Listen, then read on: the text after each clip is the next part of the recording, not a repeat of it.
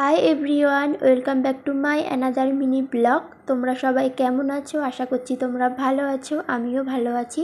চলে আসলাম আমাদের দীঘা ভ্রমণের পরবর্তী ব্লগ ভিডিও নিয়ে। তো তোমরা ভিডিওতে দেখেইছো আমরা কিন্তু ভোর ভোর চলে এসেছিলাম দীঘা। তারপরে কিন্তু একটু ঘুমিয়ে নিয়েছিলাম, তারপরে ঘুমিয়ে নেওয়ার পর রেডি হয়ে কিন্তু বেরিয়ে পড়েছি মোহনা যাওয়ার উদ্দেশ্যে। আর সমুদ্রর ধার দিয়ে রাস্তা দিয়ে যাচ্ছিলাম, যে এত সুন্দর লাগছিল সমুদ্রটাকে দেখতে কি বলবো। আর এখানে দেখো আমরা কিন্তু অটো ধরে নিয়েছি আমাদের হোটেলের ওখান থেকে, আরও কিন্তু অনেকেই গেছিলো। তো আমরা চলে এলাম মোহনা। দেখো আমি আর বোন এখন যাচ্ছি। তো এখানে এত হাওয়া, সমুদ্রর ধারে এত হাওয়া দিচ্ছে, আর এখানে বালি এত উঠছে কি বলবো, সারা মাথা গা হাত পা পুরো বালিতে বালিতে ভর্তি হয়ে গেছে দেখো।